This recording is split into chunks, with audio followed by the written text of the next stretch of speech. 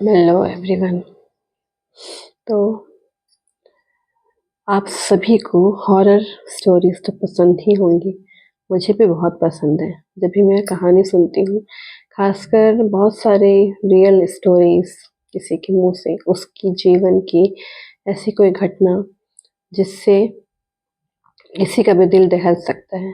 तो मैं आज आपको अपने जीवन की, अपनी लाइफ की एक इसी तरह की सच्ची घटना जो हॉरर बेस्ड है, ठीक है, चाहे आप यकीन करें या ना करें, बट इट्स ट्रू कि मेरे साथ ऐसा सच में हुआ था। जब मैं 8 साल की थी,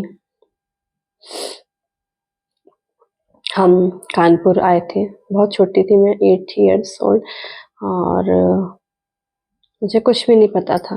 बहुत ही मासूम, भोली, और मतलब अच्छा बुरा कुछ भी नहीं पता था। और क्योंकि हम कुमाऊनी ब्राह्मण फैमिली से हैं, और जो मेरे दादाजी थे वो अल्मोड़ा जो गांव है वहाँ से, वो सीधे कानपुर ही आए थे, और उन्होंने यजमानी करनी शुरू करी। मतलब उन्होंने शास्त्री पढ़ी थी गुरुकुल कांगड़ी से, हरिद्वार में जो है। मतलब उन्होंने ग्रेजुएशन किया था, तो शास्त्री की उपाधि थी उनके पास। ब्राह्मण तो थे ही। अ, और उसके बाद फिर वो कानपुर में ही आकर बस गए थे। तो उन्होंने 3 जो है 3 लड़के ही लड़के थे उनके। मतलब मेरे 2 ताऊ जी हैं बड़े, और पापा छोटे हैं। तो क्या है कि उन्होंने 3 बेटों के लिए 3 ज़मीनें ली थी। लेकिन सिर्फ पापा ने ही अपने, जो कानपुर में ऐसा एरिया था, वो वहाँ पर न लाइट थी और न ही पानी था, मतलब कुछ भी नहीं था। और मेरे दादाजी ने कहा कि आओ जाओ हमारे साथ, यहीं पर रहो। तो उन्होंने कहा कि हाँ ठीक है। तो मेरे पापा कुछ ज़्यादा ही जो पितृभक्त टाइप के नहीं थे, ऐसे श्रवण कुमार टाइप के। मतलब और कोई भाई नहीं है इस तरह का, लेकिन उनके अंदर थोड़ा-सा पितृभक्ति ज़्यादा है। तो बहुत कम ही होते हैं ऐसे बेटे। तो उन्होंने अपना सब कुछ, मतलब वहाँ पर सब लाइफ सेट थी बरेली में। उसके बाद फिर कानपुर में आकर हम यहीं पर बरेली से यहाँ ट्रांसफ़र करा लिया। फिर मैंने अपने न्यू स्कूल में एडमिशन लिया। तो हम उसी तरह से लाइफ, मतलब जैसा चल रहा था उसी तरह से हम करते रहे। पापा सुबह जल्दी चले जाते थे, फिर रात में आते थे। और ऐसे ही जैसे हम स्कूल से आते थे हम बच्चे, तो क्या होता था कि हम आए और फिर खेलने-वेलने जाते थे। तो मुझे कुछ भी याद नहीं है। बस मैं जो एक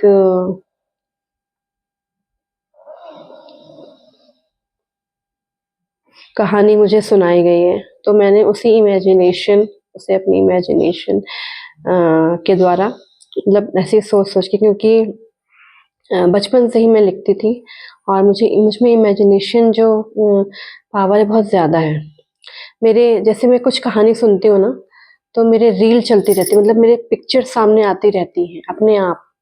तो किसी-किसी में होता है वो गॉड, भगवान की जो भी है गॉड गिफ्ट।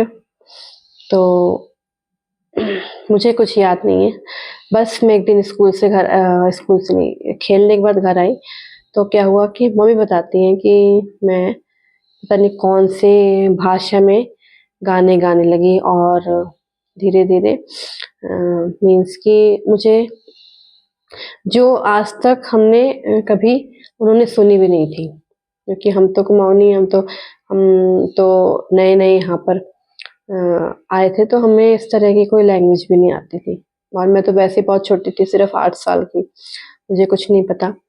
आई तो मैं अजीब भाषा में गाना गाने लगी। उसके बाद फिर हमारे यहाँ जो होता है कि जैसे उम,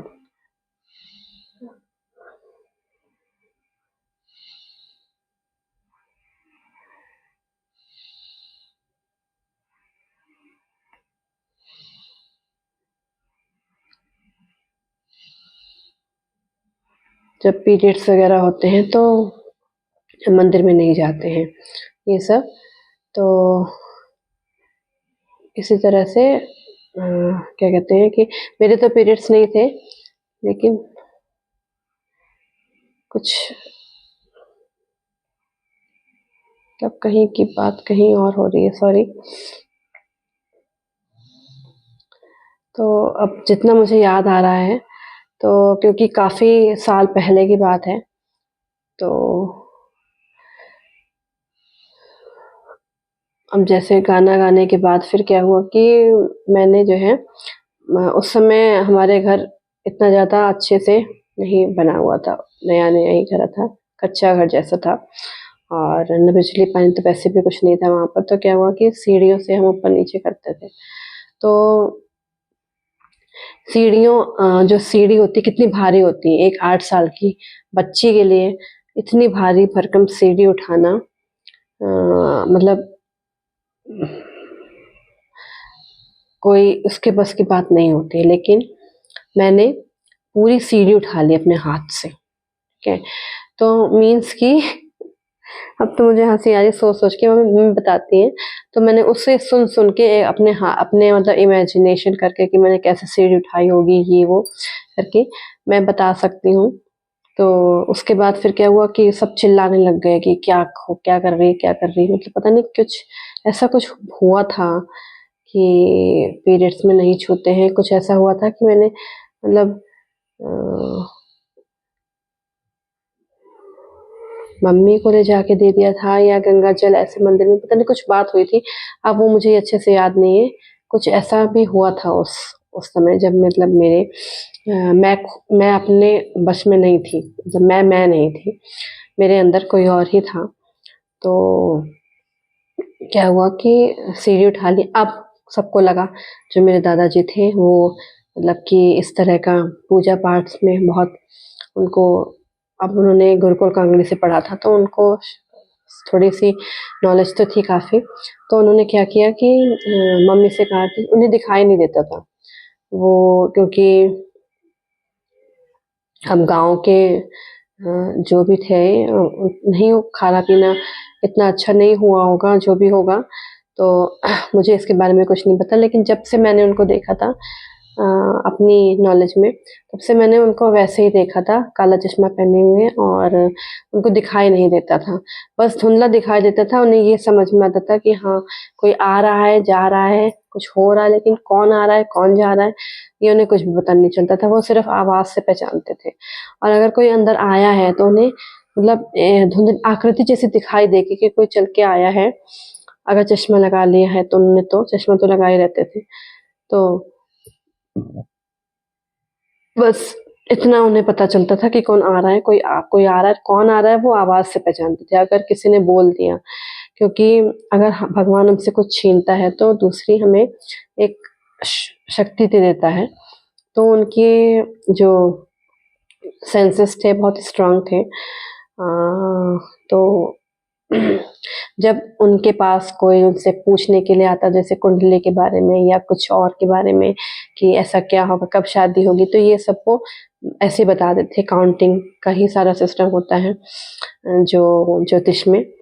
तो बहुत बड़े ज्योतिषी थे और उनको घर सब लेने आते थे, घर छोड़ने आते थे और क्योंकि उन्हें दिखाई नहीं देता था, तो इस तरह से और मानते बहुत थे क्योंकि जो भी वो कहते थे ना, वो होता था।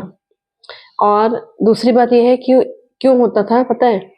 क्योंकि वो किसी से कुछ भी नहीं माँगते थे, जो उनको अपने मन से चाहे ₹2 दे, ₹5 दे, ₹10 दे, ₹100 दे, वो कहते थे कि जो तुम्हारी इच्छा है वो दे दो।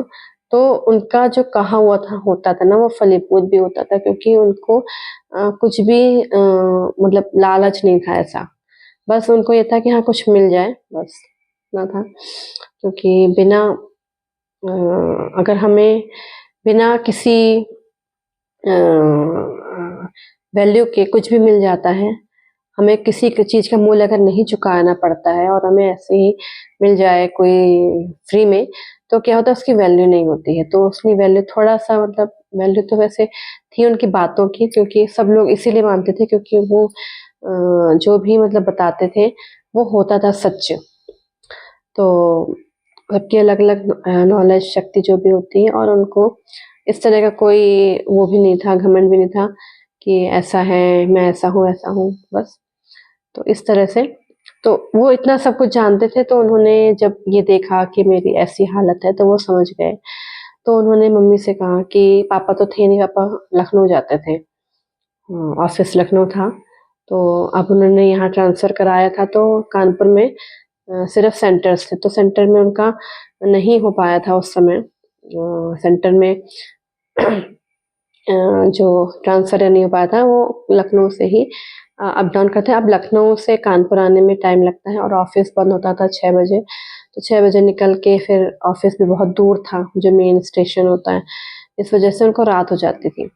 और जब बरसात होती थी तो बहुत पानी भर जाता था यहाँ पे, जब फर्स्ट टाइम आए थे। तो हमने बहुत ज़्यादा झेला है, हम कैसे हमने मतलब कि हमने तो क्या, हम तो बच्चे ही थे, लेकिन जो हमारे पेरेंट्स ने जो किया है, वो बहुत ही मतलब अभी भी मैं चाहे कुछ भी कहें, लेकिन वो जो चीज़ थी वो किसी के बस की बात नहीं थी करना। मतलब सुबह-सुबह 3:30 बजे उठ जाना, और उसके बाद फिर रात में घर आना, उसके बाद फिर बच्चों को भी देखना, ये सब मतलब बहुत कुछ करके इस तरह से अब जब भी मैं सोचती हूँ तो मेरे रोंगटे खड़े हो जाते हैं कि मतलब कैसे किया होगा उस टाइम पे। हाँ, और लेकिन उन्हीं का डिसीज़न था मेरे पापा का, तो फिर वो किसी से कुछ कह भी नहीं सकते थे। तो जब दादाजी ने ये देखा कि ऐसा-ऐसा है, तो उन्होंने मम्मी से ये कहा कि पापा घर में रहते नहीं थे, उन्हें कुछ भी नहीं पता था। तो और फ़ोन-वोन उस समय हुआ नहीं करते थे, क्योंकि ये बात है 94-95 की। तो मैं 8 साल की थी। तो उन्होंने कहा मम्मी से कि आग जलाओ। मम्मी बताती है मुझे कुछ, मैं सिर्फ़ इमेजिन करके इस तरह से सोच-सोच के बता सकती हूँ, मतलब ऐसे इमेजिन सिर्फ़ किया कि ऐसे आग जलाई होगी ये क्या। तो उन्होंने बताया कि आग जलाई, और फिर उसके बाद फिर मेरे दादा ने मेरे बाल पकड़े और मुझसे पूछा कि कौन है तू? क्या? फिर उसने रोते-रोते बताया कि मेरी सास ने मुझे खाना नहीं दिया, ये वो, रोने लगी, पता नहीं क्या-क्या बोलने लगी दूसरी भाषा। पहले तो वो बोली नहीं। उसने मेरे जो दादाजी ने उसको झापड़ मारा, तो उसने मेरे दादाजी को झापड़ मार दिया। मतलब जो मेरे अंदर जो भी थी ना, क्योंकि बच्चे जो होते हैं वो इतने स्ट्रॉन्ग नहीं होते हैं। छोटे बच्चों को इस तरह से वश में करना बहुत आसान होता है।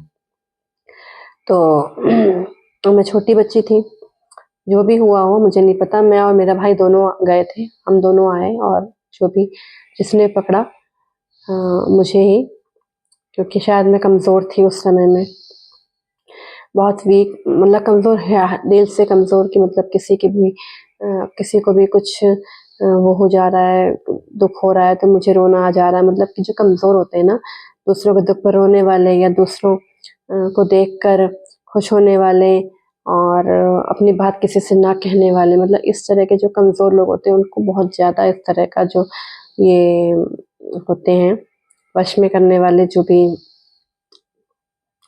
भी कह सकते हैं, स्पिरिट वगैरह जो भी है, मुझे नहीं पता क्या था क्या नहीं था। बस जो मेरी मम्मी ने मुझे बताया, तो उसने फिर इस तरह से उन्होंने उसको कंट्रोल कर लिया, और उससे कहा कि चली जाओ, और वो मतलब फिर मैं बेहोश हो गई, ऐसा मम्मी बताती हैं। मुझे तो कुछ भी याद नहीं है। अब जैसे मैं लिखती हूँ और मतलब इमेजिनेशन है, तो मैं ये एक इमेजिनेशन मैंने अपने मन में बनाई कि ऐसा हुआ होगा, वैसा हुआ होगा, मैं खुद सोच सकती हूँ। तो उसके बाद फिर जैसे मम्मी बताती हैं कि फिर दूसरे दिन क्या हुआ कि वो फिर चली गई। फिर उसके बाद से वो कभी नहीं आई। फिर दूसरे दिन मम्मी ने जो है सामने जो सब प्लॉट खाली पड़े थे, कहीं कोई घर नहीं था उस समय में। तो जो खिचड़ी होती है ना, किसकी, जो काली उड़द की दाल होती है, और चावल की खिचड़ी डालकर वो सामने रखी। वो दिन है और आज का दिन है। मुझे मतलब इस तरह का कुछ भी ऐसा, मतलब भगवान की वो शक्ति कहें या जो भी कहें, या उस समय कोई कोई ऐसी भी होती है स्पिरिट जो वो जानती है कि हमारा जो बेड़ा पार है वो कहाँ होना है, वो इतनी शक्तिशाली होती हैं। तो उसे पता होगा कि किसके बॉडी में जाकर मेरा कल्याण हो सकता है, क्योंकि वो अपना भला देखते हैं इस तरह की जो भी स्पिरिट्स होती हैं। तो उसको और किसी मतलब और भी बच्चे वहाँ पे खेल रहे होंगे, एक हम अकेले मैं नहीं थी। तो जो भी है, अब वो उसने अपना फ़ायदा देखा होगा, उसे पता होगा कि मेरा कल्याण कहाँ हो सकता है। तो इस तरह से वो दिन है और आज का दिन है। ऐसा कुछ भी नहीं हुआ मेरे साथ, और जो भी हुआ मैं अपनी मम्मी की जो भी वो बताती है कहानी कि ऐसा ऐसे हुआ, ऐसे-ऐसे हुआ, तुम ऐसे कर रही थी, तुम ऐसे कर रही थी, लेकिन मुझे कुछ भी याद नहीं है। मुझे सिर्फ़ उनकी जो भी वो कहानी सुनाई तो मैंने एक इमेजिनेशन कर ली कि ऐसे हुआ होगा, वैसे हुआ होगा। और आज भी हम मुझे तो जैसे कि कोई कहानी सुनाता तो मेरी आँखों के सामने ना पूरी रील चलती रहती है कि हाँ, ऐसे हुआ होगा, वैसे हुआ होगा। मैं इमेजिनेशन थोड़ा मेरे अंदर बहुत ज़्यादा है। तो आपको मेरी कहानी कैसी लगी? जो भी हॉरर स्टोरी, अगर आपको इससे डर लगा क्या मेरी कहानी सुनाने के अंदाज़ से? अगर डर लगा तो प्लीज़ लाइक कीजिएगा, कमेंट कीजिएगा। और भी बहुत सारी मेरे लाइफ़ की, मतलब मेरे साथ ऐसा नहीं हुआ है, लेकिन और लोगों की जो मेरे क्लोज़ वन्स हैं, उनके जीवन की जो भी थोड़ा-सा इस तरह के हॉरर स्टोरीज़ हैं, मैं आपको सुना सकती हूँ। तो अगर आपको ये हॉरर स्टोरी मेरी लाइफ़ की अच्छी लगी हो तो प्लीज़ लाइक कीजिएगा, कमेंट कीजिएगा, शेयर कीजिएगा। फर्स्ट ये वीडियो देखें तो सब्सक्राइब करके बेल आइकन ज़रूर प्रेस कीजिएगा। Thank you so much. Bye bye.